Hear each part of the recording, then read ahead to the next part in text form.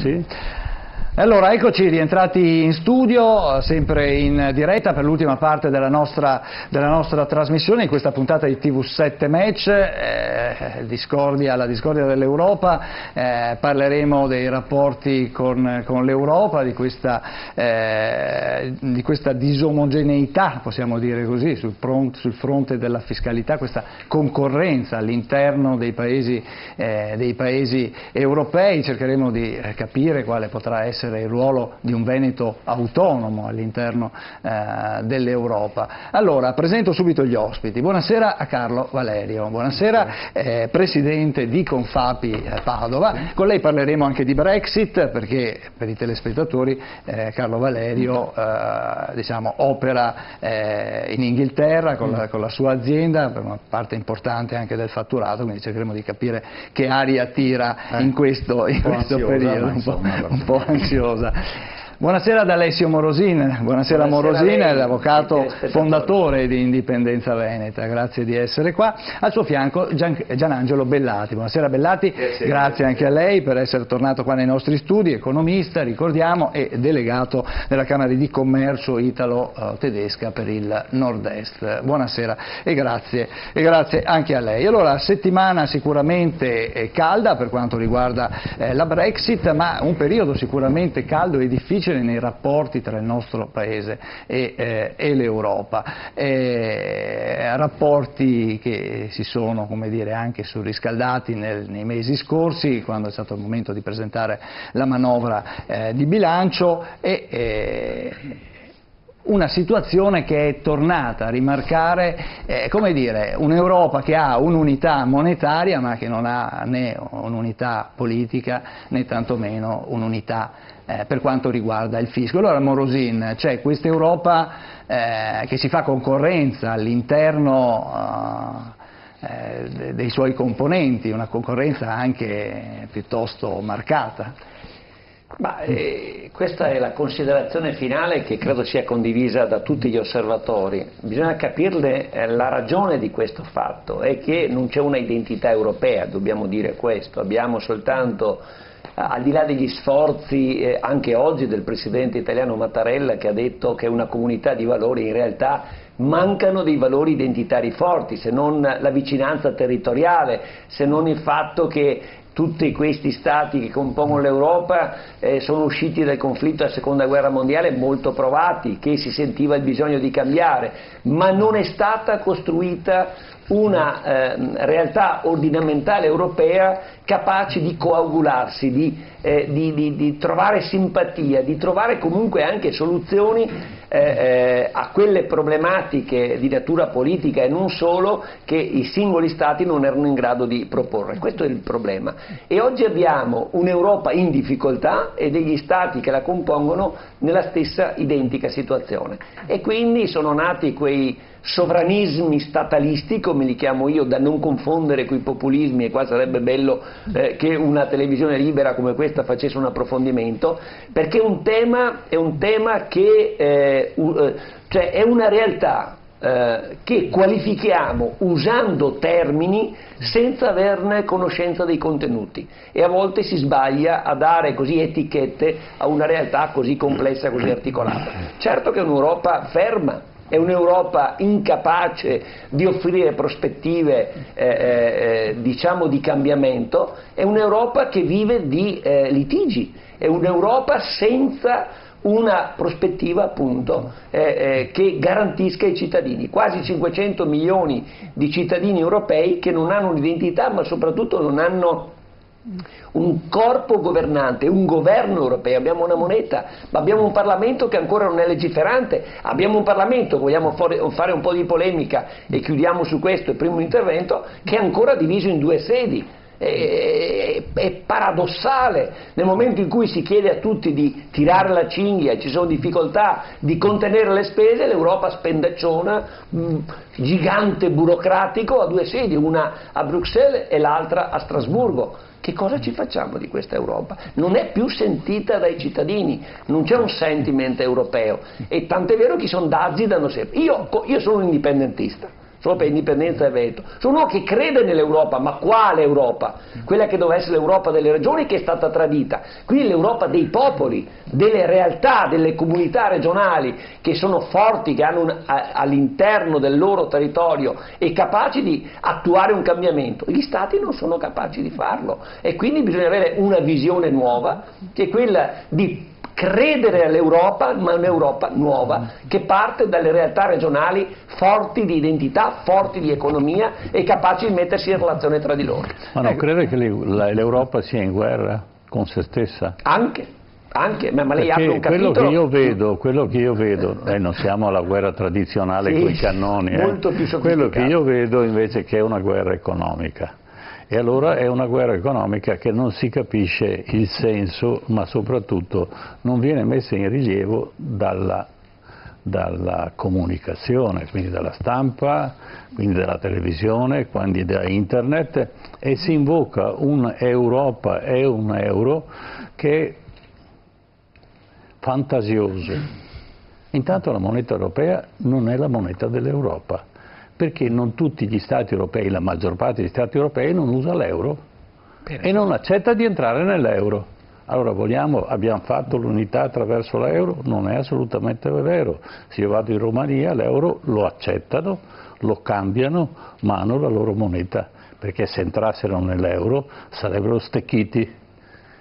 Allora questa è l'unità europea, allora, forse c'è una guerra economica all'interno. E quindi andiamo avanti. Allora, sentiamo, c'è questa guerra economica? Ma è una guerra che è calmierata in questo momento perché appunto ci sono le istituzioni europee. Il caso Brexit è interessantissimo perché dovesse accadere la Brexit, perché io ho grandissimi dubbi che ciò avvenga, vedremo le conseguenze negative su un paese importante di dimensione anche come il nostro, come popolazione, dell'uscita dalla Unione Europea dell'Inghilterra e della Gran Bretagna. E questo sarebbe interessante analizzarlo anche ora, anche prima. Perché? Perché è vero che l'Europa sta soffrendo una crisi spaventosa in questo momento e ha bisogno di essere riformata, ma la cosa che dovremmo fare, oltre che analizzare le conseguenze di un'uscita dall'Unione Europea, anche quali sono le riforme. E mi attacco a quello che ha detto poco fa Alessio Morosin. Io concordo assolutamente che l'Europa delle regioni era l'obiettivo originario, perché chi è che ha distrutto l'Europa nel 1900 se non gli stati ottocenteschi nazionalisti? I nazionalismi hanno distrutto 2 guerre mondiali, l'Europa era la number one nel mondo come potenza economica e come tutto, e si è autodistrutta, è stato il suicidio dell'Europa, le 2 guerre mondiali. Pare addirittura che si arrivi fra tutte e 2 a quasi 100 milioni di morti, ci rendiamo conto della devastazione che hanno portato. E allora quali sono le cose, i 3 problemi che vive l'Europa oggi? Superare gli stati nazionali, quindi un'Europa di regioni, perché se non si va a un'Europa di regioni rimarranno le lotte e quindi queste guerre vere, però ci sono, io le do ragione, ci sono in questo momento delle guerre, un po' ma ci sono camuffate, però ci sono un po' temperate, calmierate. Poi c'è il problema di un Parlamento europeo che non legifera abbastanza, che non ha poteri, c'è questo Consiglio dei Ministri che rappresenta gli Stati e blocca le decisioni del Parlamento. Basterebbe il governo, la Commissione europea che dialoga col Parlamento. No, c'è il Consiglio dei Ministri. Io sono per l'eliminazione del Consiglio dei Ministri, so che questo potrebbe creare scandalo, ma eliminazione del Consiglio dei Ministri dell'Unione Europea, tanto per essere concreti. E poi il terzo punto, quindi regioni. Consiglio dei Ministri no, via, quindi Stati nazionali e ridurre il loro potere, accettare le regioni come regioni membre, come Stati regioni membre. Terza cosa, una riforma della burocrazia, e con questo chiudo le mie 3 riforme che vedrei. Perché?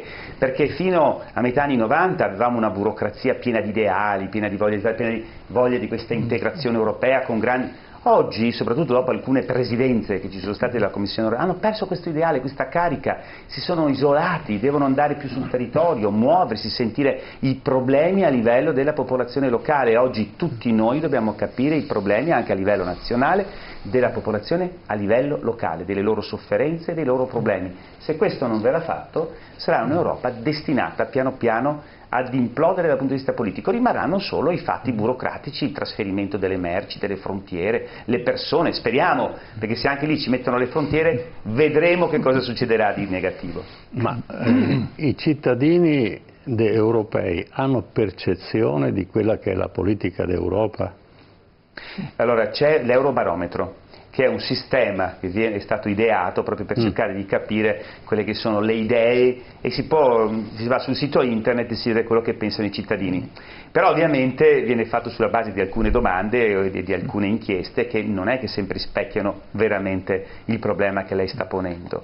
Quindi effettivamente manca una politica di informazione, di comunicazione che è filtrata dagli Stati, e quindi l'Unione Europea non è nemmeno in grado di spiegare che cosa sta facendo. Non vuole far sapere quello che fa? No, non è che non voglia, secondo me è proprio per paura della potenza che in questo momento hanno gli Stati. Gli Stati stanno tagliando le gambe all'Unione Europea, i nazionalismi. Se l'Unione Europea obbliga le televisioni di Stato, non diciamo le private che magari, oppure finanzia anche le private, a dare regolarmente conto di quello che succede a Bruxelles, forse la gente si arrabbierebbe e li manderebbe tutti a casa. Facciamo degli esempi? Sì, Juncker. Vuole spiegare chi è questo personaggio? No, allora, Juncker è un fenomeno che comanda l'Europa e porta a casa 3.000 miliardi di euro in uno staterello di cui è praticamente il padrone, perché sono 600.000 abitanti, meno della provincia di Padova, no? Ecco, che si portano a casa da tutta Europa 1.000 miliardi di evasioni fiscali. Allora siamo tutti uguali in Europa o c'è qualcuno furbo? Povero Juncker, è bravo, bisogna dare atto, ma dovrebbe essere parteggiare per l'Italia e non spogliare l'Italia. Se al governo, questo governo, tra parentesi, che dicono tutti sono degli incapaci, li hanno puniti perché hanno sforato, probabilmente hanno sforato perché buona parte delle risorse italiane sono nel suo paese, che è una regione pari alla provincia di Padova, non so se mi spiego. Allora, vogliamo dare risalto a questi personaggi? Vogliamo mandarli a casa, perché se è uno che ruba non gli lascio le chiavi della cassaforte, lo spedisco a casa e cerco di trovarne uno di meglio.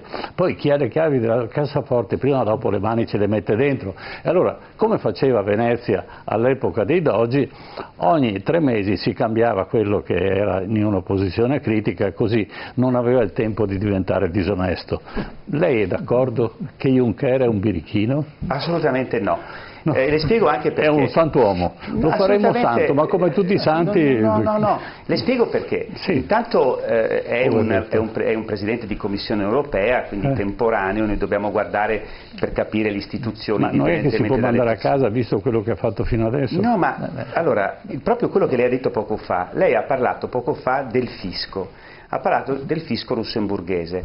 Il tema fisco è un tema che non è di competenza dell'Unione Europea, ma perché? Perché gli Stati allora nazionali non l'hanno voluto. Mi scusi, se uno vuole essere rappresentante degli Stati europei, bisogna che si prenda tutti gli oneri e gli onori di essere di avere queste mansioni. Ma non posso accettare che un'azienda multinazionale come è Amazon in Lussemburgo paga meno dell'1% di tasse purché i soldi passino di là, perché allora il cittadino tutti i cittadini mediamente, vuol dire che molti hanno stipendi molto più alti, reddito molto più alto, di 120.000 euro all'anno. Sì, ma mi trovi un altro Stato in Europa o al mondo che abbia un reddito di questo genere sulla schiena del resto dell'Europa? Lei è un imprenditore? Sì, certo. Bene. Se lei vive in un paese che è virtuoso e che le permette di pagare poche tasse e vicino c'è l'Italia, che è uno dei paesi che ha le tasse più alte ed ha anche pochi servizi, lei come imprenditore sceglierà sicuramente un paese virtuoso che mette poche tasse e che dà grandi servizi come il piccolo Lussemburgo. No, non dà servizi. Come non dà servizi? Perché non dà servizi. Dà servizi perché pago meno. Ma allora in Europa va bene che ci sia uno Stato che può fare quello che vuole a livello di tasse facendo concorrenza sleale a tutti gli altri? Attualmente è così. No, ho capito, ma io le domando a livello di principio se a vogliamo livello di creare principio, l'Europa. certo che a noi tutti piacerebbe che ci fosse un'amministrazione ma è quello che avete toccato, Mm. ma l'avete toccato in modo diverso entrambi a mio parere, perché Gianangelo Bellati, io condivido pienamente da tempo, ha detto una cosa: bisognerebbe eliminare il Consiglio dei Ministri, No, bisogna perché cambiarlo. Consiglio dei Ministri e Bisogna Commissione cambiarlo. fanno la stessa cosa. Questa trasmissione è per dire Bisogna che cosa dirlo, va sia eliminato. Oltre alla cosa... nessuno vuole eliminare l'Europa, questa che c'è non funziona, vogliamo dare delle indicazioni? Allora, eliminare il Consiglio dei Ministri europei, perché il Consiglio dei Ministri, la gente non lo sa tra l'altro, pensano, ecco, che cos'è il Consiglio dei Ministri europei? È praticamente una sovrastruttura rispetto alla Commissione, che sarebbe il vero governo dell'Europa, che fa le cose che dovrebbe fare la Commissione, perché la Commissione non ha i poteri normativi, non ha l'autorità, non ha l'investitura dei trattati per farle. Quindi abbiamo un doppione anche a livello governativo, e quindi la Commissione è un qualcosa di serie B, di meno autorevole, di meno forte rispetto al Consiglio dei Ministri. Il Parlamento la medesima cosa, tant'è vero che abbiamo anche quell'assurdità che non bisogna mai dimenticare, l'ho detto anche prima, della doppia sede, il che dimostra che l'Europa è una realtà nata litigiosamente. Si deve avere il coraggio di dire immediatamente una sola sede, si deve avere il coraggio di dire temporaneamente avremo una Commissione europea, una Commissione europea parzialmente, diciamo, investita di autorità, e poi elimineremo il Consiglio dei Ministri e ci sarà una Commissione europea che diventerà vero governo dell'Europa. Ma la questione importante che ha detto lei, professor Casini, è la fiscalità.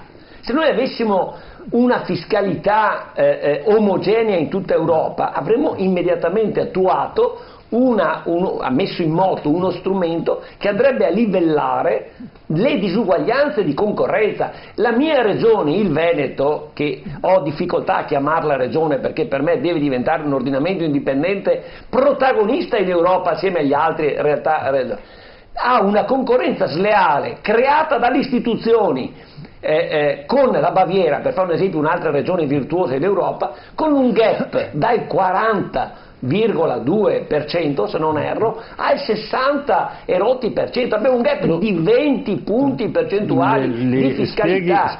Spieghi meglio ai telespettatori cosa vuol dire questo fenomeno. Noi abbiamo il Veneto paga un fisco, il total tax rate, cioè l'ammontare delle tasse che i cittadini e gli imprenditori veneti pagano perché sono in Italia. Sono in Veneto. Perché il Veneto è in Italia, diciamolo questo, gli imprenditori tardano a capirlo, no, è di 20 punti almeno diverso rispetto a più alto? Più alto ovviamente, rispetto a caso lei mi vuole provocare, no, più alto, lo sappiamo, di quello che paga un omologo imprenditore tedesco in Baviera, perché là hanno una fiscalità diversa. Allora come può l'imprenditore veneto vivere in concorrenza con chi fa gli stessi prodotti e la stessa attività? Non ce la fa. Questa è la realtà. Bisogna che l'Europa abbia il coraggio o di togliere le stampelle di queste finzioni, diventare una realtà governante e legiferante vera, oppure eliminiamola. Dobbiamo avere il coraggio di dirle queste cose qua, non come dice con aulica espressione il Presidente Mattarella: ci sono le comunità dei valori. Non c'è una comunità di valori. C'è una guerra, come ha detto lei, professor Case, e qua condivido, una guerra di interessi che nessuno ha il coraggio di mettere in evidenza. La comunicazione per prima manca, ha detto bene lei. Noi che cosa sappiamo del dibattito al Parlamento europeo, di quello che viene deciso nella Commissione, di quello che è, diciamo, il frutto di accordi che poi condiziona al 90% le legislazioni degli Stati, perché non fanno leggi ma adottano provvedimenti che per il 90% condizionano decisamente, sono l'asset della struttura normativa che poi viene imposta agli Stati. Qui abbiamo Bellati, un esperto. Allora voglio dire, adesso tra poco abbiamo anche le elezioni europee, dobbiamo avere il coraggio di mettere sul tavolo anatomico, chiamiamolo così, la politica europea, sezionandola con una visione realista anche, ma anche con un progetto, perché tutti quanti parlare male è facile, probabilmente, no? Nel senso, vedere il lato negativo. Non serve a niente. Bravissimo, non serve a niente. Noi vogliamo una pars construens, cioè vogliamo vedere una parte propositiva, un qualcosa di nuovo. Allora, diciamocelo. Io che sono un indipendentista, Non solo come Salvini è diventato l'Italia guidata dal sovranismo statalista, diventerà provinciale, diventerà litigiosa con l'Europa. E il bello è che rispetto ai cittadini viene percepita anche positivamente, perché quell'Europa è fallita, è fallimentare. Se noi invece avessimo un'Europa delle comunità regionali, evidentemente non ci sarebbe questo conflitto e l'Europa potrebbe governare 4-5 materie, quelle che da sempre si dicono, della sicurezza, della politica estera, della difesa e della moneta con la fiscalità, che creerebbero i presupposti per il superamento di quei dislivelli che abbiamo oggi. Certo. Ecco, Carlo Valerio, lei è un imprenditore e quindi giorno per giorno affronta questi problemi e soprattutto ha un'attività in Inghilterra. Ci racconti un attimo, ci faccia uno specchio del suo punto di vista dell'Europa. Oddio, avendo la mia esperienza di lavoro e che poi si trasforma in parte anche in esperienza di vita, no? Perché le due cose sono legate, siamo esseri umani e lavoriamo e siamo un po' quello che facciamo. Noi lavoriamo al 90% con l'estero, la nostra azienda, e circa il 50% di ciò che facciamo lo facciamo in Gran Bretagna, il resto lo facciamo in giro per il mondo. Ci scontriamo con concorrenti che producono in nazioni europee non solo, ma anche quelli che producono in nazioni europee hanno regimi di tassazione diversi, perché non è solo il Lussemburgo che peraltro non produce, ma l'Irlanda ad esempio ha un regime di tassazione parecchio più basso rispetto a quello dell'Italia. Ma questo non è perché c'è qualcuno di cattivo che impone all'Italia, probabilmente, cioè dico probabilmente non è un po' all'Italia di mettere tante tasse. Il fatto è che l'Italia non è in grado di governarsi, perché l'Irlanda, che non è che abbia tante materie prime in più dell'Italia, se riesce a avere un regime di tassazione più basso pur mantenendo il suo popolo, vuol dire che si è organizzato meglio. Quindi andare a cercare sempre dei colpevoli in altri stati perché noi in Italia non riusciamo a organizzarci e ad avere una forma di governo che sia dignitosa per la nostra cultura bimillenaria, insomma facciamo un po' ridere secondo me a volte, mettiamola così. Io ascoltavo adesso gli aspetti, dopo arrivo in un attimo alla questione anche più economica e più inglese, perché tra l'altro poi è molto esemplare ciò che sta succedendo in Gran Bretagna adesso. A proposito dell'Europa, l'Europa sono 70 anni che non fa guerre. Nei secoli precedenti, nei millenni precedenti, non si era mai verificato niente di così lungo. Forse con Roma qualche volta, ma eravamo molti meno di quanti non siamo adesso. L'Europa ha dovuto trovare un accordo e ha voluto trovare un accordo per via dei 100 milioni di morti in 20 anni, in 30 anni probabilmente, cioè le due guerre. Perché cosa si faceva? C'erano tante nazioni, tanti punti di vista, avevano fatto guerra fino a pochissimo tempo prima, bisognava trovare un modo per convivere, anche perché, e questo secondo me è stato lucido all'epoca, poi cosa si è verificato? Si è verificato che gli Stati Uniti, per esempio, che avevano meno abitanti dell'Europa, adesso ne hanno più o meno, ancora meno, ma non tanto di meno, sono comunque uno Stato federale, dove ci sono le cose più importanti che vengono decise, gestite dallo Stato. Poi sono emerse nazioni, anzi continenti come la Cina, che altrettanto hanno una gestione unica. L'Europa non può non trovare una serie di regole comuni se vuole sopravvivere in un mondo che sempre di più diventa per blocchi. L'India è un altro. Cioè, se noi dobbiamo parlare adesso di regioni, cioè l'Europa delle regioni, perché quella delle nazioni non funziona, allora dopo avremo i problemi tra le regioni, perché le regioni cosa sono? Sono aree come il Veneto e la Baviera, per esempio, e altre, ma se si uniscono troppo quelli e seguono troppo i propri interessi, inevitabilmente entreranno in contrasto con le altre regioni, ricreando i meccanismi che ci sono adesso di problematica della gestione. Paradossalmente, dagli interventi, anche quelli più decisi, salta fuori che è indispensabile che l'Europa diventi qualcosa di più forte e di più unitario di quanto non sia adesso, perché quella è la soluzione. Noi non possiamo avere degli stati che decidono ognuno di arrangiarsi in una struttura che di fatto è unitaria per territorio, per trasporti, per anche cultura che di fatto c'è, e soprattutto interessi nei confronti delle altre parti del mondo che crescono e si muovono in modi diversi, ma molto più unitari di quanto non si Quindi lei chiede più un'Europa più presente, ma diciamo, anche più autoritaria. Ma questo sicuramente dovrebbe essere, soprattutto nel momento in cui di fatto abbiamo fatto una unione monetaria che è largamente egemone in tutta Europa, che ci ha consentito di mettere in equilibrio molte cose. Ma allora, quella potrebbe essere la scusa per trovare l'occasione di creare un'Europa molto più forte, ma governata dall'Europa, non governata, anzi non governata, perché appunto non decidono niente, fanno solo disposizioni che poi sono legate alla burocrazia e non alla visione politica o geopolitica mondiale.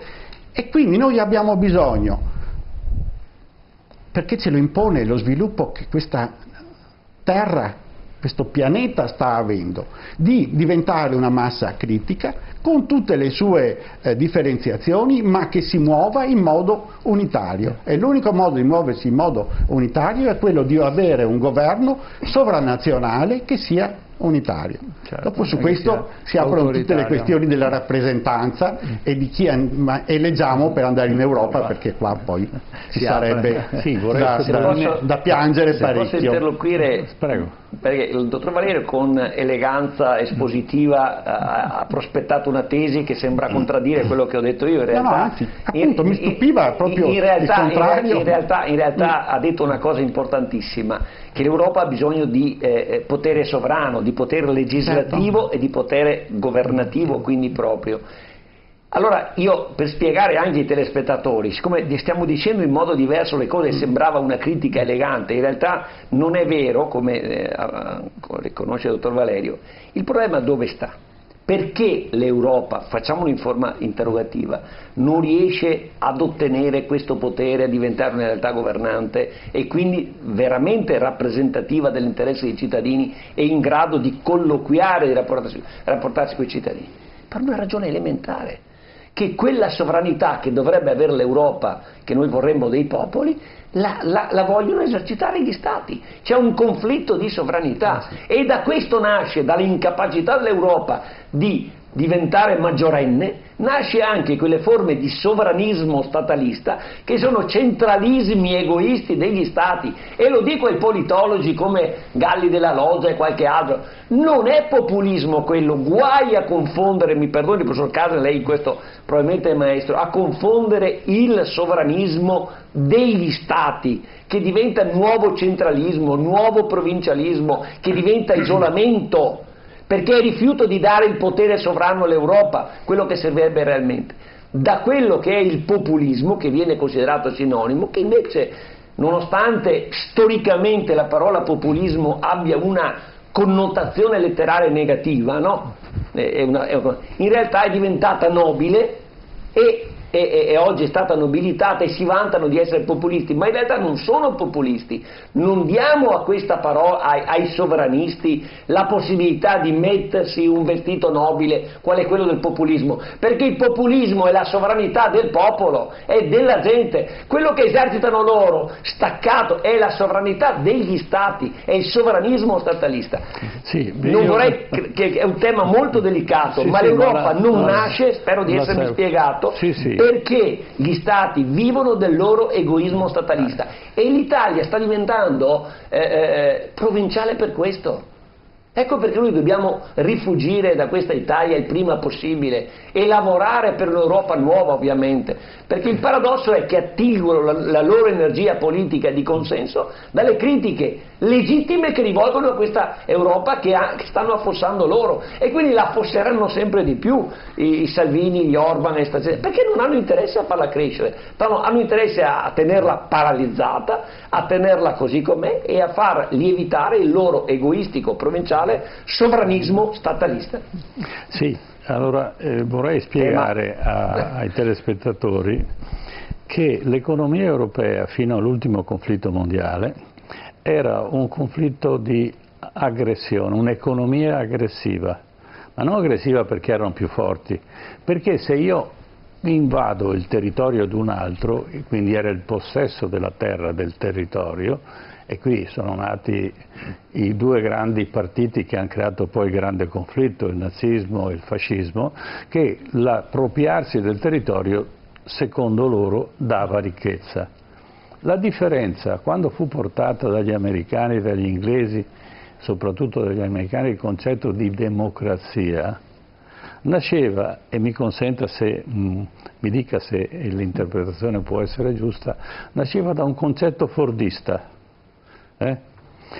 Io pago di più il mio operaio, quindi lui poi ha capacità di acquisto e compra la mia cosa, quindi non devo ammazzarlo, non devo mandarlo in guerra come faceva Mussolini, alle famiglie fate figli che poi li mando a farsi ammazzare, perché questa era la filosofia quotidiana e veniva accettata, Cioè la prima guerra mondiale era logica.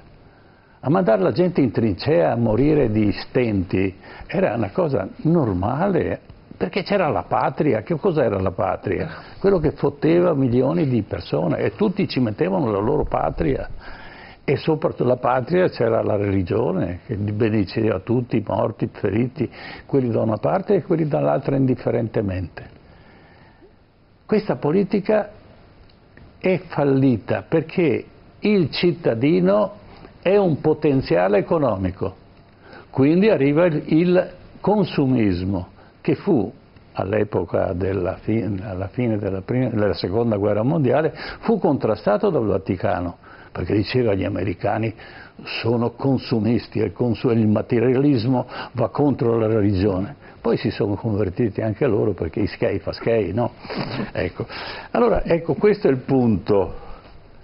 Però l'Europa si è ritirata, perché l'Europa era forte e ricca, perché aveva invaso tutto il mondo. Guardate che le colonie, l'Inghilterra, c'aveva l'India, c'aveva il Sudafrica, c'aveva il Canada, c'aveva l'Australia, e la Francia cosa aveva? L'Algeria e tutto il resto. Cioè noi succhiavamo dalle vene degli altri la ricchezza europea, e nonostante tutto non eravamo ricchi, perché continuavamo a consumare l'economia attraverso i conflitti. Gli americani ci hanno spiegato il trucco e noi siamo diventati virtuosi, ma virtuosi al punto tale che adesso la guerra la facciamo con le banche, la facciamo con lo spread.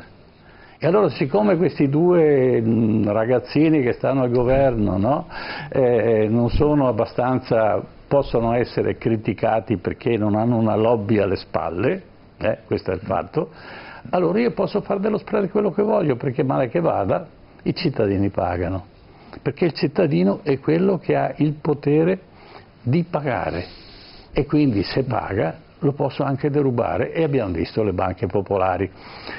Mi fermo qui. Allora, forse bisogna rimettere in discussione quello che è il concetto della democrazia e dell'economia mondiale, perché sennò perdiamo di vista un'Europa che torna a essere partitocratica e sovranista negli stati, e non riesce invece a soccorrere, perché se è una famiglia, io ho un figlio che sta male, lo soccorro, no, lo vesso.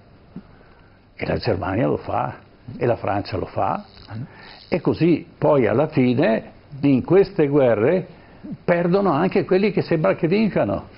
Professore, ho detto qualcosa di sbagliato? No, lei ha toccato un punto fondamentale. Di Grecia poi si è parlato, ad esempio, proprio in questi ultimi giorni. Ha toccato un punto fondamentale, che è quello del potere che può avere un sistema come quello che noi chiamiamo della finanza, sulla vita degli Stati, sulla vita dell'Europa, sulla vita di tutti noi, di tutta la gente. E questo potere è devastante perché per il discorso che noi stiamo facendo sull'Europa è un potere che tende ad accentrare tutto in poche unità. Per esempio la grande contraddizione in questo momento, l'Europa ha nei trattati vari che si sono susseguiti fino ad oggi a quello di Lisbona, ha dei capitoli fondamentali che si traducono in direzioni generali della Commissione contro il monopolio, contro gli abusi di posizione dominante, sì, contro i cartelli di prezzo. E ci sono delle direzioni generali che devono applicare questa normativa, onde evitare che ci siano delle concentrazioni di potere. Sì, Monti era uno di questi, ecco, il bene, nostro lo stesso presidente. Monti che poi con il sistema di governo che c'è stato in questi ultimi anni ha espresso la contraddizione devastante che non ci possono più essere delle banche locali, sì, perché se noi guardiamo quello che sta avvenendo è una follia. È una follia. Stiamo cioè avendo un sistema Europa che era partito benissimo, perché era partito da quello che ha detto lei, da un sistema che generava delle guerre, perché bisognava fare le guerre, no? Certo, per avere i territori che erano e si è convertito per fortuna di un sistema invece dove bisognava dare ricchezza per creare un'economia, il consumo e quant'altro, benissimo, ma adesso si sta rischiando di tornare indietro, certo, perché quello che lei paventava poco fa come pericolo, ahimè, si sta già realizzando, perché io vedo che c'è questa contraddizione nei termini, un'Europa che deve garantire la libertà, che deve garantire la piccola e media impresa, che deve evitare i monopoli, che ci sta obbligando ad avere pochissime banche, oppure, piacerà penso all'avvocato Alessio Morosin, non interviene neanche per generare un dialogo quando una parte importante dell'Europa, formata non da 500 milioni ma da 7 milioni di abitanti che comunque contano, la Catalogna, si trovano in una situazione praticamente di conflitto col resto del paese Spagna e avrebbe necessità, magari per risolvere i problemi, di avere anche una parte terza che possa intervenire per cercare di dirimere la questione. No, addirittura l'Europa è scomparsa, lasciando lo sconcio per me cittadino europeo che ci siano dei prigionieri politici all'interno dell'Europa, e sapete che questo ha dato adito alla Cina, per esempio, di dire, beh, ci criticate tanto perché noi facciamo prigionieri politici, fate anche voi, adesso non avete più nulla da criticarci, no? Per certo, cui ecco una lezione diciamo di inciviltà dal mio punto di vista, ma anche questo è un tassello che porta a quello che stava dicendo lei secondo me, che cioè noi abbiamo un fenomeno di involuzione proprio democratica dovuto appunto a questa concentrazione spaventosa di poteri che ha portato poi, e qui chiudo questa riflessione, anche al dramma della Grecia. Guardate che la Grecia, quando si parla di solidarietà europea, noi ne abbiamo bisogno di più Europa, perché nel caso della Grecia, io posso capire che per colpa del fatto che loro si sono indebitati, bisognava fargli stringere la cinghia, farli soffrire dal punto di vista degli stipendi, ma quando questi poveretti qua, lo sappiamo tutti, hanno avuto un aumento di malattie e soprattutto un aumento di mortalità infantile perché non avevano nemmeno i vaccini, nemmeno le cure per i bambini, ma viva Dio, in quel caso là un minimo di intervento di solidarietà doveva esserci o no da parte dell'Europa. È questa che manca in Europa, ecco, la solidarietà. Esatto. Perché quindi, se c'è solidarietà le banche ci rimettono. È anche vero questo, perché alle banche conviene al sistema della finanza anche che gli stati si indebitino, certo, perché così loro governano gli stati. Ecco, questo è il mostro che noi abbiamo creato in questo periodo. Questo mostro può essere più pericoloso di quelli che c'erano precedentemente alla seconda guerra mondiale, perché è un mostro che concentra i poteri ancora molto di più di quei sistemi di politica che c'erano precedentemente, che lei ha citato poco fa, perché è un mostro che poi va oltre i confini degli stati, è fluido ed è terribilmente potente perché riesce a portare verso di sé talmente tante risorse ed energie che lo vediamo anche nella vita di tutti i giorni. Le nostre aziende, quando vengono comprate da questi fondi, ma voi lo sapete meglio di me, che fine fanno? Qui abbiamo un imprenditore, l'imprenditore uomo che è qui presente, Valeri, è una persona, un essere umano, quindi lui, quando avrà dei problemi in azienda, cercherà anche di avere una comprensione umana, non solo finanziaria del problema. Certo. Lei lo stesso è un imprenditore, ma se voi venite sostituiti da un fondo dove guardano solamente il dato statistico matematico, quel fondo non è un essere umano come voi, non ha anima, non ha solidarietà, distruggerà qualsiasi cosa che non genera i numeri che lui fondo vuole. Ed ecco quello che stiamo vivendo in molte aziende italiane che vengono chiuse, perché sono state comprate da dei fondi, da questa maledetta finanza devastatrice che prevarica la forza lavoro e distrugge tutto. Posso fare una battuta? Va contro il Vangelo. Chi va contro il genere? Il Vangelo. No. Chi fa I questo? fondi vanno contro il Vangelo, Certo. perché viene prima il denaro e dopo l'uomo. Certo. E Cristo, quando ha usato la frusta, Certo. diceva dai a Cesare quel che dicevano, non ci appartiene, prima viene l'uomo, dopo il denaro. E quindi la riflessione è anche questa: gli stati nazionali sono un esempio negativo in questo senso, perché ci hanno portato questo, ci hanno portato le grandi guerre, adesso ci stanno portando questo. La distribuzione dei poteri su base regionale non vuol dire disordine, vuol dire che, come erano i grandi imperi, ci siano poche competenze a livello centrale: moneta, difesa, sicurezza, politica estera, eventualmente la magistratura, la giustizia, che ci sia un'uniformità, però tutte le altre competenze devono rimanere a livello locale, perché se no noi ci stacchiamo dal popolo e diventiamo quei mostri.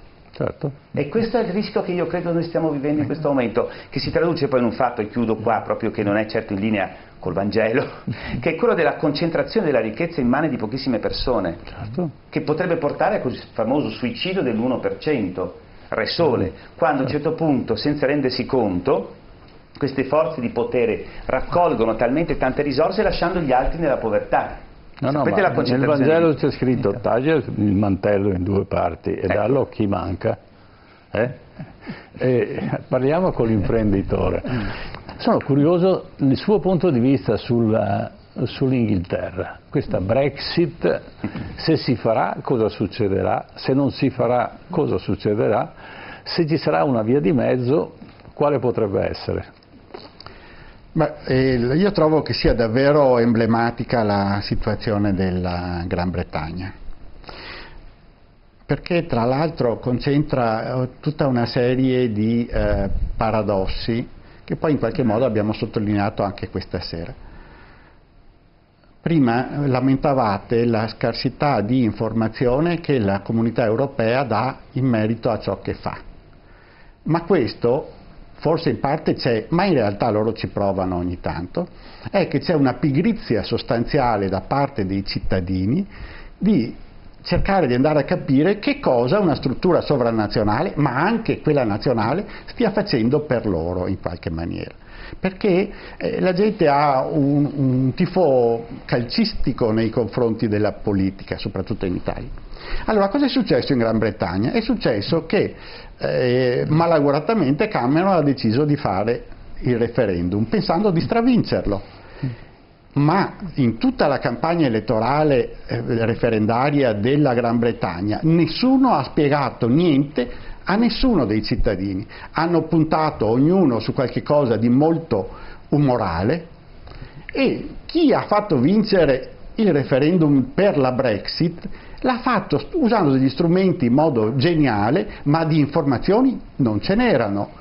Adesso che loro hanno votato, poi in Gran Bretagna c'è anche questa cosa strana, parlo molto con loro, no? Loro hanno una visione della democrazia che per noi è incredibile, perché c'è stato il referendum, in Italia immediatamente avremmo detto fra poco ne facciamo un altro, no? Sì, certo. Perché è finito 49 a 50,5, i primi effetti negativi hanno cominciato a palesarsi quantomeno, e quindi io gli dicevo: ma scusate, ma se avete capito che questa cosa in realtà non funziona perché non c'è stata informazione sufficiente e i risultati negativi stanno arrivando in gran velocità, perché non decidete di cambiare? E loro mi dicono: ma tu non ti rendi conto di cosa voglia dire per noi? Noi abbiamo votato, Sì. e quella è la decisione che il popolo britannico ha preso, e si va avanti. Allora, in effetti il primo ministro inglese ha fatto questo in sostanza, però siccome nessuno era preparato a ciò che sarebbe avvenuto, nessuno è preparato nell'affrontare le ricadute di questa scelta che loro hanno fatto, sono andati avanti, hanno perso 2 anni senza decidere niente, senza approfondire niente, in qualche modo prigionieri di questa situazione politica per la quale non possono votare perché ognuno ha paura, e quindi non hanno affrontato questa cosa e sono arrivati adesso a 1 mese dalla soluzione come se fossero una scuola di ragazzini di quinta elementare a cui a un certo punto viene dato il governo della nazione, più o meno come il governo che abbiamo adesso. ma questa è una battuta mia, nessuno ha la più pallida idea di che cosa fare, l'avete visto? Certo. Cioè, dicono, rifiutano la soluzione diciamo, messa a punto il il giorno dopo non sfiduciano il primo ministro. Perché non lo sfiduciano? Perché i meccanismi loro prevedono che o fanno un governo subito o vanno a votare dopo 2 mesi. E hanno terrore. E hanno interrotto. Allora, a questo punto gli inglesi la Brexit non la vogliono più. Sì. Hanno cominciato a capire, prima parlavate di salute in Grecia, ma in Gran Bretagna non hanno più medici, Cioè, sono in una condizione con questi meccanismi che gli ha fatto perdere decine di migliaia di posti di lavoro di stranieri che vivevano là, producevano là e consumavano là. In prospettiva sono messi in modo che queste cose si acuiranno sempre di più, non hanno ottenuto nessuno dei vantaggi che venivano in qualche modo fatti immaginare al popolo che ha votato, perché usavano dei meccanismi che non erano di informazione ma solo andavano a colpire l'aspetto emotivo, per cui allora adesso sono in quasi recessione, con difficoltà di consumi. Chi paga davvero questa conclusione sono le classi meno agiate, perché la Gran Bretagna importa il 70% di quello che usa. Che necessità. Allora, Certo, quello che sta succedendo là, che per certi versi da qualcuno anche in Italia è stato salutato come finalmente il popolo si fa sentire, sta dimostrando che il popolo, per farsi sentire, deve prima organizzarsi e sapere che cosa sta facendo, perché se no consegniamo le nostre nazioni e quindi le nostre famiglie al caos. Ecco, e lei non ha percezione perché Cameron si sia lanciato in questa sorta di vortice, e se dietro a questa proposta di un referendum anti-europeo ci fossero degli interessi importanti? No, la percezione non è assolutamente questa e non ce l'hanno neanche loro. A parte, scusate, a Cameron sembra una sentenza apodittica la mia. Il fatto meglio. è che da anni oramai i governanti hanno perso la cognizione di che cosa voglia il loro popolo e che cosa senta e che cosa dica, perché vivono tutti in un mondo autoreferenziale. Ogni volta che abbiamo qualche politico qua, che magari, qua o in trasmissioni simili, che si confronta con l'altro politico, voi vi rendete conto immediatamente che noi siamo seduti qua e guardiamo i signori che mangiano il gelato, cioè qualcuno che vive una sua realtà e che usa un linguaggio e che ha in mente delle cose che sono assolutamente oramai lontanissime da quello che la gente sente. Cameron si è sentito forte, ha detto: io ho già come conservatore una forte maggioranza parlamentare, con questa cosa ne otterrò ancora di più e nessuno avrà più il coraggio di dirmi niente in merito a quelle che sono le trattative che io sto facendo con l'Europa. Non c'era un finanziamento da parte delle grandi multinazionali, delle grandi lobby finanziarie, per trasformare Londra una buona alternativa a quello che è oggi Bruxelles? Io ho avuto questa percezione tramite altre fonti. Ma sì, ma lei quindi, sicuramente ci sono anche queste Cameron ipotesi. Non è che improvvisamente si è diventato un nazionalista. No, ma non ne aveva bisogno. Sicuramente, perché tutti si muovono e il can non è sbagliata questa fa riflessione. niente. Prego. Però non è sbagliata questa riflessione. Però scusatemi, sì, non ne aveva bisogno anch'io e sono soprattutto lui ha deciso di fare questa cosa senza appunto avere la percezione, ma era un misurarsi. Perché? Perché lui aveva appena chiuso un accordo con la Comunità Europea che era un accordo molto favorevole per la Gran Bretagna, ma molto favorevole, accordo che loro, anche nell'ipotesi migliore adesso di ulteriore trattativa, non raggiungeranno mai, perché la Comunità Europea si era spinta troppo in là e forse avrebbe dovuto rivedere alcuni degli accordi con la Gran Bretagna, e lui ha detto: adesso io approfitto di questa cosa, faccio un referendum e nessuno avrà più niente da dirmi, né in Europa né in Gran Bretagna. Non ha informato nessuno, ha speso i soldi o meglio ha approvato, multinazionali, ma voi sapete bene perché, in maniera tale che, sì. Perché io ho una percezione di questo genere, ho indagato attraverso amici eccetera e persone che seguono un po' la finanza, che un conto è l'Inghilterra e un conto è Londra. Ah, sicuramente. Londra, certo, nell'immaginario, come Parigi in Francia, è l'Inghilterra, però sono Parigi. due economie completamente diverse. Certo. Gli inglesi sono poveri, Londra è ricca. Professore, scusi, lascio la parola alla... Solo una battuta, no, su Sì. quanto aveva detto anche lei. Non dimentichiamo che la Gran Bretagna fa parte praticamente di un impero che, per quanto si sia sconquassato il Commonwealth, però ecco, comunque, se pensiamo anche agli accordi preferenziali di tutte le nature, anche politiche, non solo commerciali, che hanno con Stati Uniti, Canada, Australia, Nuova Zelanda, per quanto queste ultime siano più piccole. E poi dica i paesi petroliferi che mettono i soldi a Londra. Esattamente, l'idea quella di poter creare un qualcosa, diciamo, di alternativo, più vantaggioso e anche forse più forte, era effettivamente stata una delle ragioni di. Però questa idea, che l'ho sentita perché io ho partecipato a dei gruppi di lavoro che frequentavo assiduamente di nord europei nel settore soprattutto delle camere di commercio, questa idea si sentiva ripetere. Poi che cosa è venuto fuori però a un certo punto? Che stranamente, perché gli inglesi sono molto bravi su queste cose qua, posso dire anche perché non sono entrati nell'euro ma ci vuole un attimo più di tempo, loro, e hanno fatto delle ottime riflessioni, si erano dimenticati, avevano visto i vantaggi di quella nuova realtà, ma si erano dimenticati di fare i conti dello svantaggio di uscire dal mercato europeo. Non avevano ancora fatto tutti i conteggi, quindi a un certo punto, quando questa Brexit, che non è ancora avvenuta, perché questo è il bello, no? Non è ancora avvenuta, c'è solo la minaccia, c'è solo la minaccia che avvenga, hanno cominciato a fare i conti ed è venuto fuori che c'erano 3 tipi di Brexit, la cui più la hard è quella che ha un costo maggiore, perché può voler dire una diminuzione del PIL dal 5 all'8%. Lo spiega ai nostri telespettatori cos'è la hard.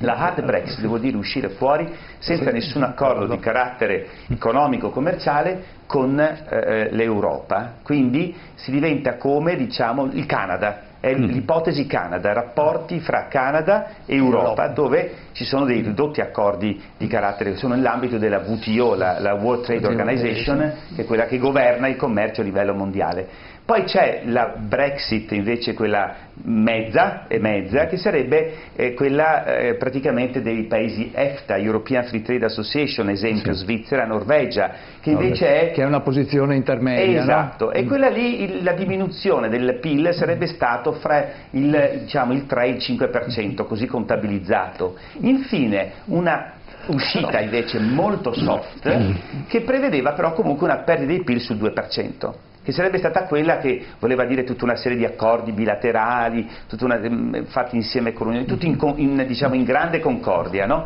Alla fine, quando hanno fatto tutti questi conti, hanno visto cosa stava succedendo, hanno cominciato a prendere paura. E quindi gli svantaggi di non far parte dell'Unione Europea diventavano maggiori dei vantaggi di stare in questo mercato, chiamiamolo il nuovo Commonwealth. Quindi è vero che c'è stata questa cosa che lei dice, ne parlavano proprio in questi gruppi di lavoro. Però Alessio Morosin, prego. No, solo un'osservazione su quello che ha detto. Attenzione che quello che dite viene in qualche modo contraddetto da quello che è l'esito del voto referendario sulla Brexit. Proprio a Londra invece era contraria all'uscita. Assolutamente. Contraria, e quindi se fosse vera questa tesi avremmo dovuto vedere invece rafforzata, ed era contraria anche la Scozia, per esempio, Scozia e Londra contrarie, tutto il resto. Gli interessi non appartengono ai cittadini che votano, gli interessi appartengono alla lobby che a Londra hanno. Ma è interessante notare questa circostanza, che molti osservatori hanno evidenziato che proprio a Londra hanno votato contro la Brexit. Londra, i londinesi per certi aspetti soffrono e soffrirebbero di questa cosa, se ne avvantaggiano le banche, se ne avvantaggiano tutti quei titoli che si vengono immessi sui vari mercati e soprattutto puntavano appunto sul Commonwealth, cioè la possibilità di irretire tutta una buona parte del pianeta, perché se consideriamo Canada, certo, Australia, Africa, più quelli che diceva lei, i paesi del petrolio, certo, e i paesi petroliferi, a svantaggio degli abitanti dei paesi petroliferi, perché in questo momento per andare a rubare il petrolio stiamo facendo e finanziando loro, ma noi naturalmente abbiamo la benzina che costa meno, e poi lo spiego, stiamo creando le guerre. Cioè Saddam Hussein, poveretto che era un criminale, non ha fatto tanti crimini quanto poi tutte le nazioni messe assieme, e quando la Clinton, scendendo dall'aereo, dice noi la primavera araba, ha detto coraggio, datevi da fare che noi stiamo finanziando l'ISIS, non so se mi spiego, gli è scappato. Un'altra bella tragedia. Ecco, documentato, però questo non va mai in televisione. Perché sarebbe una brutta cosa. E allora tutti quei soldi lì che vanno a finire dove? A Londra, compresi quelli dell'ISIS, perché ai londinesi, secondo le dichiarazioni di un carissimo nostro ospite, in una lezione all'università hanno detto: l'importante è che il cliente sia ricco, da dove arrivano i soldi non ve ne frega niente. Certo. Beh, è certo che questo ruolo di Londra come accentratrice di grandi capitali, quasi un paradiso fiscale anche Londra, no? Bellati. Beh, certo, ricordiamo che ci sono già delle aree che sono lì sì, paradiso fiscale, isole Cayman, eccetera. Certo, esattamente. Sì, che poi non c'è nel resto d'Europa questo paradiso fiscale, attenzione, perché vuol dire tante cose il paradiso fiscale, basta guardare la lista, no? Grigia o la lista nera che l'Italia poi... mi pare anche l'isola di Man, se non sbaglio, sì, no? Che sì, siamo sotto la norma, la Cornovaglia, quella zona lì, no? Sì, ma perché sempre questo atteggiamento che aveva la Gran Bretagna di dire io resto ma non resto, aveva dato un fortissimo potere contrattuale. Per esempio il principio del giusto ritorno, del fatto: se io do €1 miliardo all'Unione Europea ho diritto ad avere €1 miliardo di ritorno, dove uno dice caspita, e la solidarietà dov'è? Perché se sei più ricco ti conviene, ma se sei più povero domani cos'è che cambi principio? Cioè non è che sia neanche giusto quello, anche perché l'Unione Europea ci costa molto poco, ci costa il 2% delle nostre tasse, no? Ecco, a proposito tocchiamo il tema dei contributi, diciamo, di quanto versiamo e di quanto riceviamo. Torniamo a parlare come residuo fiscale, no? Quando abbiamo parlato del Veneto. Noi abbiamo residuo fiscale, abbiamo un po' di dati, diciamo, relativi al 2017, ovviamente, di quanto abbiamo versato e quanto ci è ritornato indietro. E qui abbiamo: l'Italia ha versato 12 miliardi, ne ha avuti 9,8 di ritorno, la Germania 20 miliardi, ne ha avuti indietro 10, quasi 11, la Spagna 8 miliardi li ha versati, 9,6 li ha ricevuti, quindi ha ricevuto più di quello che ha dato. Ma vediamo anche la grafica successiva. Vediamo la grafica successiva, dove vediamo altri paesi, no? Come la Grecia ha versato 1 miliardo e 2, ne ha ricevuti 5, la Francia ha versato 16 miliardi e ne ha avuti indietro 13, ecco, l'Ungheria 820 mila euro, ne ha avuti di ritorno 4 miliardi, il Lussemburgo... E vuole uscire dall'Europa. 820 milioni? Non 1.000 euro. Sì, ha ragione, chiedo scusa. Milioni.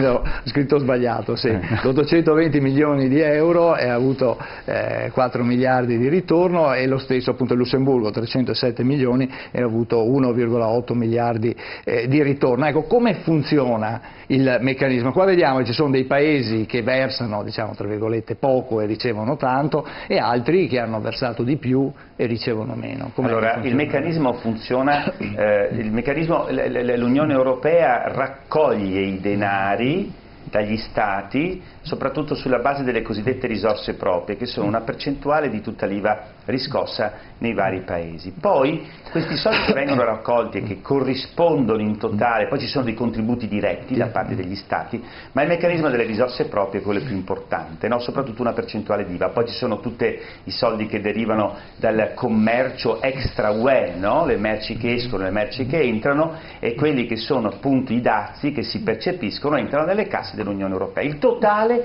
corrisponde a circa il 2% di tutte le tasse che un cittadino italiano, tedesco paga, quindi un 1% del PIL circa finisce, ed è questa la ragione di cui parlavo poco fa, che gli inglesi non volevano l'euro perché dicevano bisogna avere almeno il 9%, 10% di tasse che vanno nell'organismo che dopo gestisce l'euro, perché ci vuole una perequazione, nel senso che se tu hai una moneta unica, gli stati più forti se ne avvantaggiano di più, gli stati più deboli se ne avvantaggiano di meno.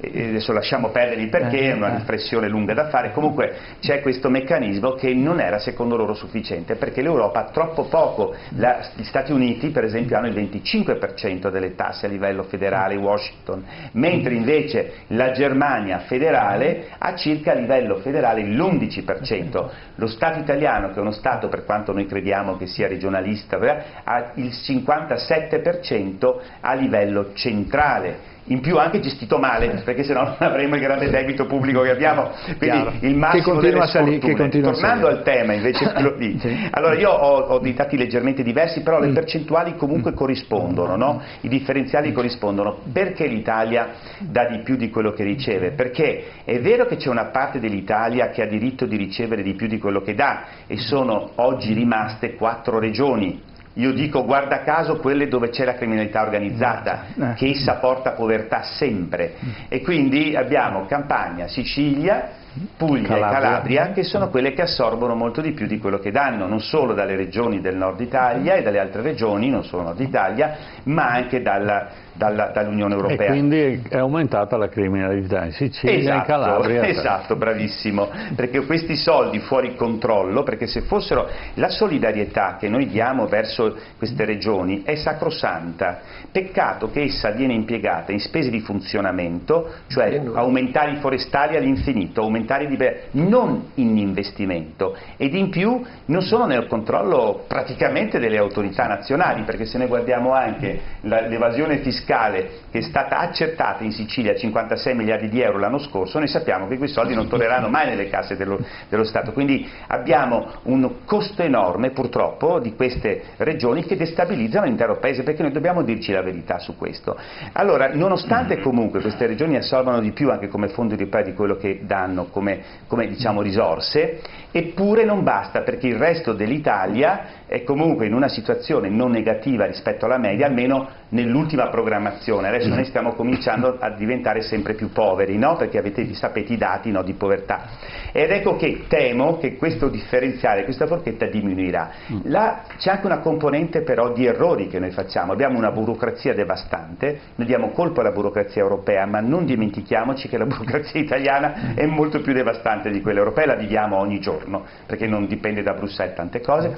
Ebbene, per colpa di questa burocrazia noi perdiamo dei soldi che potremmo invece avere, sono soprattutto i cosiddetti fondi strutturali. In alcune regioni ci sono stati dei miglioramenti di recente, però ancora c'è da fare. Certo. Beh, volevo far vedere di nuovo, torniamo sul grafico del Lussemburgo, se è possibile. Sì. Facciamo vedere. Ecco, Juncker riesce a far avere al suo Lussemburgo, che è fatto di 600.000 abitanti, la modica cifra di 1.800.000, detratto quello che versano è 1,5 miliardi netto per 630.000 abitanti. Ma io non mi cattiverei così tanto col piccolo Lussemburgo, guardate, questa cifra qua sarebbe un attimino da verificare. Se Amazon pagasse le tasse in Italia io sarei felice, ma faccio una provocazione, ma la faccio soprattutto al nostro Morosì, perché io vorrei, io sto insistendo da anni per una Venexit. Vede il titolo, se Venezia fosse il paradiso fiscale. Una città-stato, tipo le città anseatiche.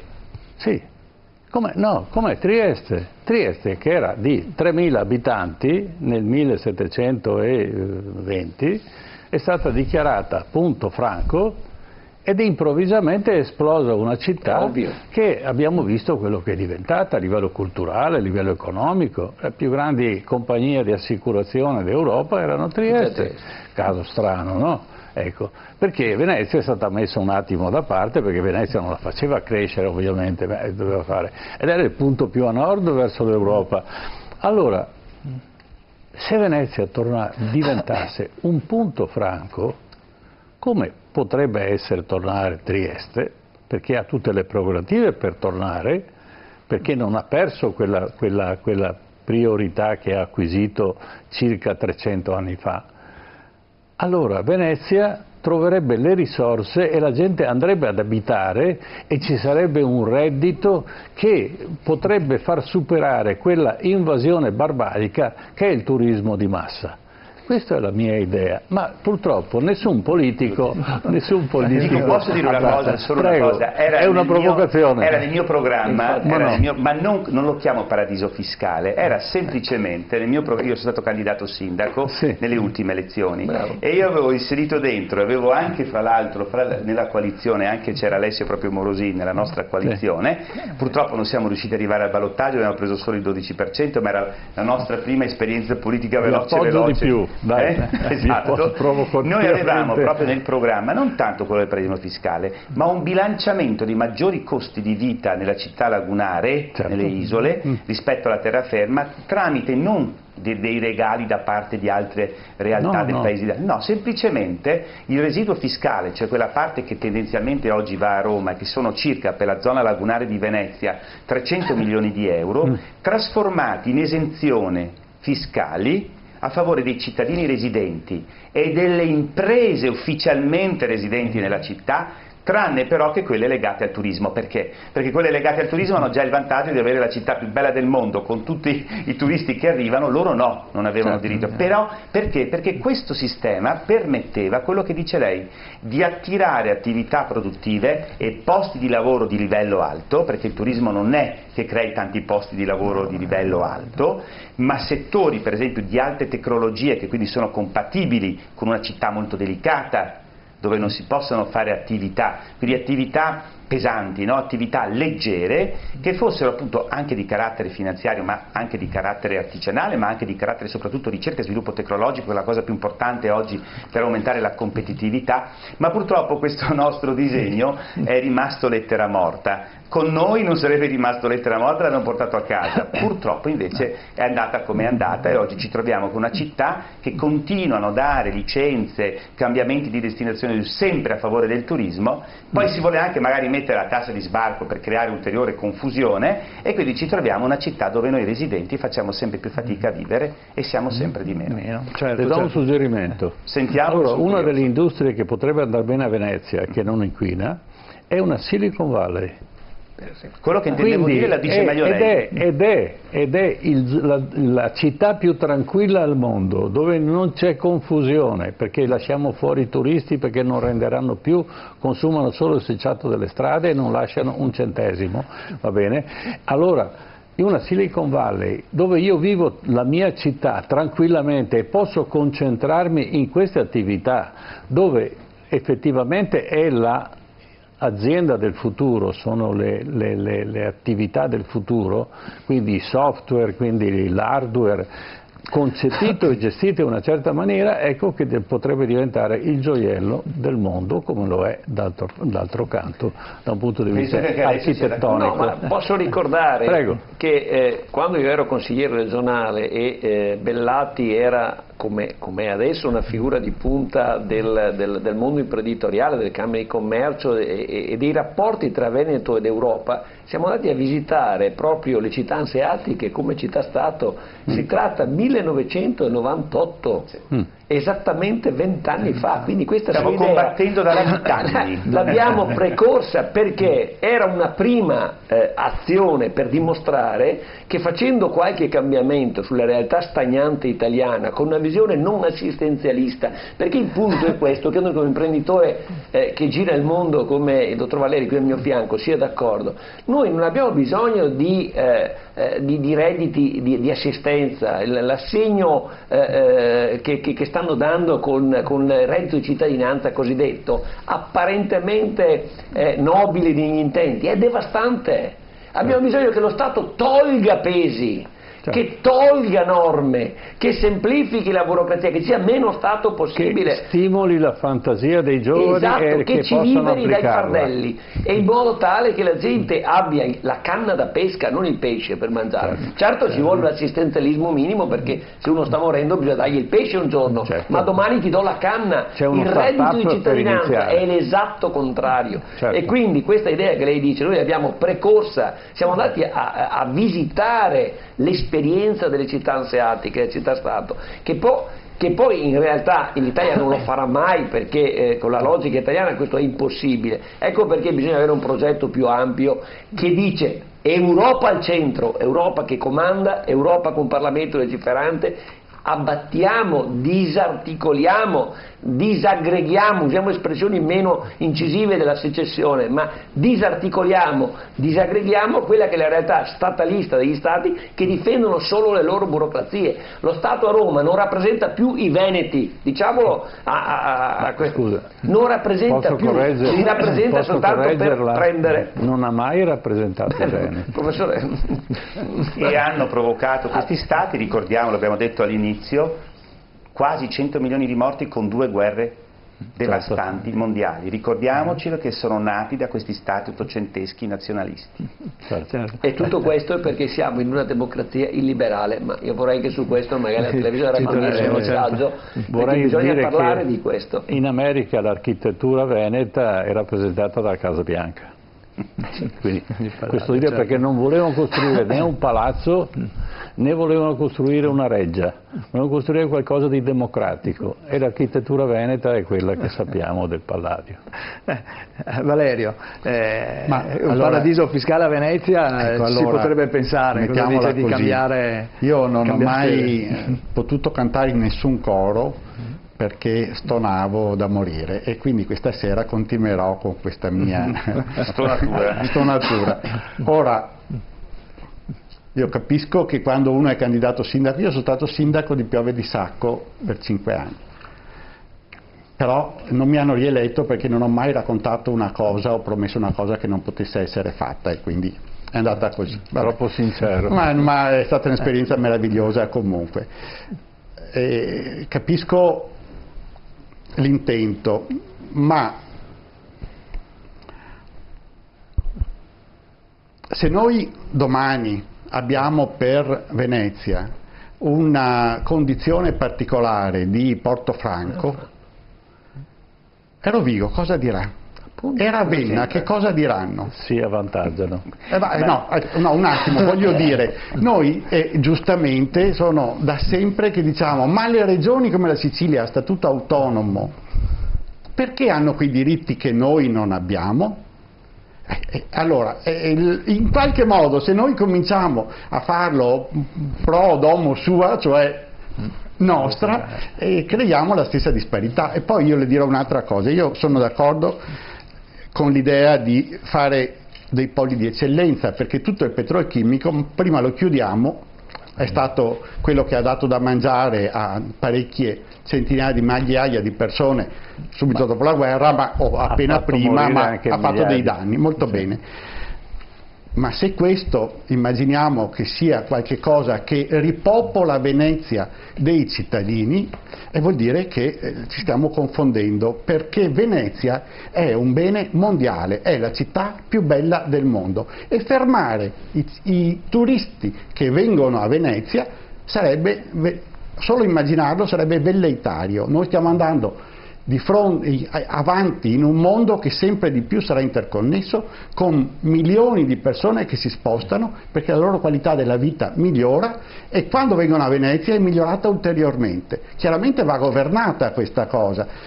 Ma non lo portiamo mica candidato sindaco però a Venezia. Ma no, ma che discorso? Lo fanno fuori in 2 secondi. Ma ho capito io, ma i veneziani sono meno dei Rovigotti. Lo fanno fuori in 2 secondi. Cioè, vediamo di essere oggettivi. Ma confongo io questi interessi contrapposti. Ci vuole l'indipendenza di tutto il Veneto, quindi siamo a posto. Risolto il problema di questo. Attenzione, Venezia sta diventando un deserto, sta spopolandosi. Esatto. Perché ormai ci sono 50.000 abitanti, sì. quindi Come a ormai è Chioggia. finita. Allora, siccome nessuno è obbligato ad andare a Venezia, è una cosa molto bella che ci vadano, che vedano tutta. Noi viviamo dell'eredità, siamo dei parassiti della nostra cultura e la vendiamo a 4 lire. Sì. Almeno abbiamo la dignità che se uno viene a Venezia, se vuole venire a Venezia, paga. I bambini pagano 100 euro a testa, gli adulti 1000, se no stanno a casa.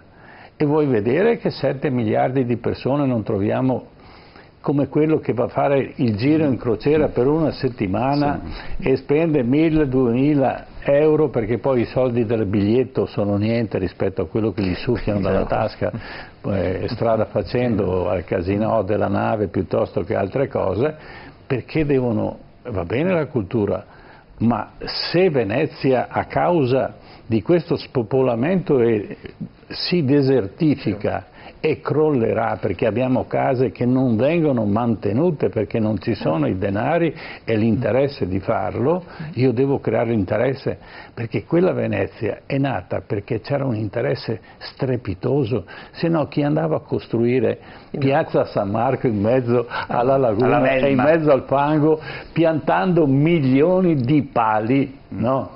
Tant'è che i coniugani usavano la Rubini, hanno impiantato che non è un albero autoctono, la Rubini è sui coniugani, ma serviva perché quando viene piantata nel fango pietrifica e quindi sostiene tutte le case che ci sono. Oh ragazzi, cioè, gli ideali sono belli, però la roba bisogna farla e bisogna trovare delle soluzioni concrete. Quello che viene, allora abbiamo circa 23 milioni di turisti che spendono al massimo 15 euro a Venezia. E allora se mi consumano il pavimento non lo ripagherò mai. Sono le immondizie che paghiamo poi noi, certo, no? Sì, ma è chiaro che va regolamentata la cosa. Se è vero, scusate, se è vero che ci sono circa 35 milioni di turisti, 65 a Venezia 65 milioni. Vabbè, 75, allora moltiplichiamo, scusate, un turista nell'arco del tempo di andare a Venezia, anche se è un mordi e fuggi, consentitemi il termine, una pisciatina la farà. Vogliamo moltiplicare per 75 e prende un caffè milioni, con che quindi. cosa succede in laguna? Non ho capito. No, però io volevo c'è qualcosa lanciare... che esula. Io vorrei tornare a avere un doge che guarda a Venezia, ma non doge nel senso degli ultimi, diciamo, dogi che abbiamo avuto recentemente, che hanno creato il Mose piuttosto che altre cose, quelli seri. Quelli che quando diventavano dogi diventavano poveri, perché non potevano dovevano abbandonare il commercio, tutti i loro interessi venivano sacrificati. E quando qualche doge, abbiamo avuto i Foscari, ha tentato di sottomano attraverso il figlio fare l'hanno spedito altrove e l'hanno fatto sacrificato, e il doge l'hanno lasciato lì. E lui è camminato dritto avendo sulla schiena e sulla coscienza la vita del proprio figlio. Questa allora si può governare una città che era il caposaldo di tutta la civiltà europea e orientale. No, volevo solo dire che questo è verissimo. Prego. Studio tantissimo la nostra storia e tutti dovremmo studiarla di più, ma volevo solo, per non dare l'idea che si vuole avere qualche privilegio nella città di Venezia, noi cittadini, ricordare solamente sommessamente che, visto che mia mamma poi fra l'altro è di Rovigo, quella stanza o quell'appartamento che a Rovigo vale sui 400 euro, da noi la stessa vale 1.500, 1.600, 4 volte tanto. Quindi se noi vogliamo una città viva e non 4 mura vuote, perché sennò le 4 mura vuote i grandi imprenditori che la stanno sfruttando per se stessi, non per le generazioni future, perché le 4 mura vuote tu le puoi fare tal quali in California come in Cina, già ci sono delle città, delle Venezie fatte altrove, certo, mentre la vera Venezia è vera Venezia perché ha una sua popolazione. Se noi non siamo in grado di trattenere la popolazione oggi vuol dire che c'è qualcosa che non va, quindi vuol dire che noi dobbiamo adottare delle politiche tali per cui quei 1.600 euro di affitto che altrove costano invece 400 devono permettere al cittadino di avere quelle esenzioni fiscali, non contributi pubblici, ma esenzioni fiscali che permettono un bilanciamento, perché sennò quel povero cittadino dirà no, io me ne vado via, e un altro che se ne va via. Il trend di uscita in questo momento ci dice che in 30 anni la città sarà vuota. Certo. 30 anni la città è vuota. Vogliamo questo? Non credo che convenga a nessuno, non conviene neanche all'Italia, ma neanche al Veneto di distruggere da dentro la città di Venezia. Perché ricordiamo che il turismo la anche a Pompei del Rovigo, Veneto, se arriva, o a Vicenza, arriva soprattutto grazie a Venezia. Ecco, io questo l'ho scritto come giornalista nel 1970 e prevedevo la Pompei del Veneto sarebbe diventata Venezia. Sì. Complimenti, aveva visto bene. Mi battevo contro il canale dei petroli. Era appena partito. Ci troviamo perfettamente d'accordo anche su questo. Bene. Dobbiamo fermarci qua. Sì. Grazie a Carlo Valerio per essere stato con noi, grazie ad Alessio Morosin, grazie a Gianangelo Bellati. Ermanno, settimana prossima siamo alla vigilia del giorno del ricordo. Allora, noi prendiamo il giorno del ricordo come riferimento di quello che è successo non solo a un popolo che è appunto quello ebraico, ma prendiamo per riferimento anche ad altri popoli. Perché è un momento in cui le cose devono essere chiarite. Allora quest'anno abbiamo preso come riferimento la Cina, cioè la strage che fu fatta da Mao Zedong o Mao Zedong dalla fine del secondo conflitto mondiale fino alla sua morte. La lunga marcia di milioni di morti. E allora sì, decine di migliaia di morti. E commemoreremo questi morti perché un'ideologia non può sopprimere intere popolazioni. Nessuna. Bene, questo allora per i telespettatori, grazie per essere stati con noi, per averci seguito fino a quest'ora. Appuntamento sempre venerdì prossimo, TV7 Match, e noi vi aspettiamo, siamo qua. Buonanotte a tutti.